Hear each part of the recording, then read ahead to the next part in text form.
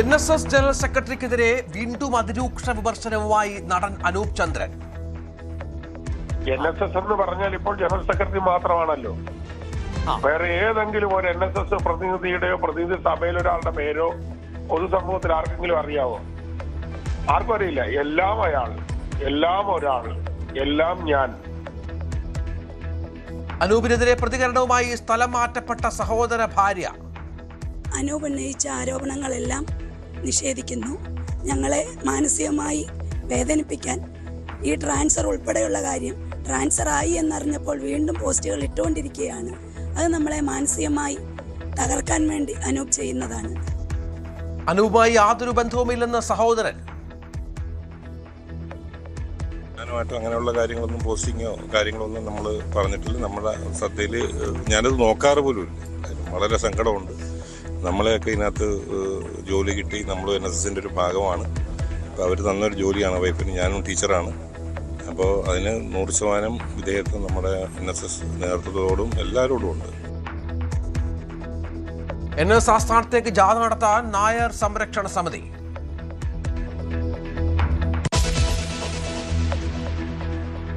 സംസ്ഥാന വനിതാ കമ്മീഷൻ അധ്യക്ഷ പദവിയെ ചൊല്ലി കോൺഗ്രസിൽ പുതിയ തർക്കം. ദീപ്തി മേരി വർഗീസിനായി KC പക്ഷം. ഐഷ പോറ്റിയെ അധ്യക്ഷയാക്കാൻ VD സതീശൻ.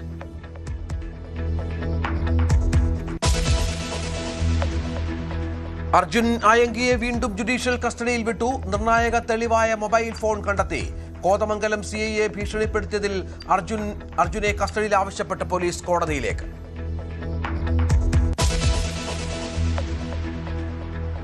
MDMA കേസിലെ പ്രതികൾ VD സതീശനൊപ്പം നിൽക്കുന്ന കൂടുതൽ ചിത്രങ്ങൾ പുറത്തു വന്നത് കോഴിക്കോട് നടന്ന ഇഫ്താർ സംഗമത്തിലേത്. മുഖ്യമന്ത്രിയുടെ ഓഫീസ് കേന്ദ്രീകരിച്ച് ലഹരി വ്യാപനമെന്ന ആരോപണവുമായി ഇടതു കേന്ദ്രങ്ങൾ. ശക്തമായ പ്രക്ഷോഭത്തിലേക്ക് പോകുമെന്ന് DYFI. മൈക്രോ ഫിനാൻസ് തട്ടിപ്പ് കേസിൽ അന്വേഷണ ഉദ്യോഗസ്ഥനെ കുടഞ്ഞ് ഹൈക്കോടതി. കുറ്റപത്രം നൽകിയ കേസുകളുടെ FIR നമ്പർ നൽകാത്തതെന്തെന്ന് ചോദ്യം. ഏതു കേസിൽ എവിടെ അന്വേഷണ ഉദ്യോഗസ്ഥൻ കുറ്റപത്രം ഫയൽ ചെയ്തുവെന്നും ചോദ്യം. ഒരു കേസിലും കുറ്റപത്രം നൽകിയിട്ടില്ലെന്ന് അന്വേഷണ ഉദ്യോഗസ്ഥന്റെ മറുപടി. എല്ലാ വിശദാംശങ്ങളും കൃത്യമായി എഴുതി നൽകാൻ കോടതിയുടെ നിർദ്ദേശം.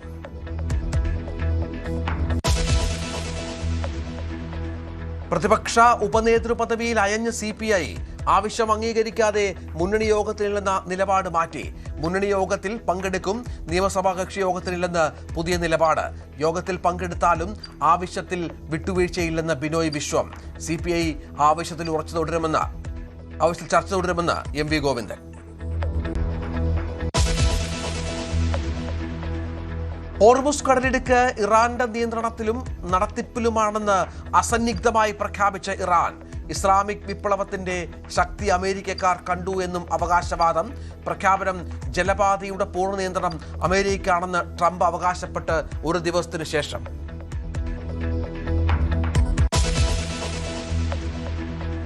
ഇറാനെ പേടിച്ച് ട്രംപ് അതീവ രഹസ്യമായി വിമാനം മാറിക്കയറിയിട്ടും മന്ത്രിസഭയിലെ പ്രമുഖർ യാത്ര തുടർന്നുവെന്ന് റിപ്പോർട്ട്. ഇറാന്റെ ചാരക്കണ്ണുകൾക്ക് സംശയത്തിന് ഇടകൊടുക്കാതിരിക്കാനും ബലിയാടാക്കിയത് വിദേശകാര്യ സെക്രട്ടറിയെയും ട്രഷറി സെക്രട്ടറിയെയും. ഇറാനെ പറ്റിക്കാനുള്ള വിമാനത്തിൽ അപകടകരമായ യാത്ര നടത്തി റൂബിയോയും ബസന്റും.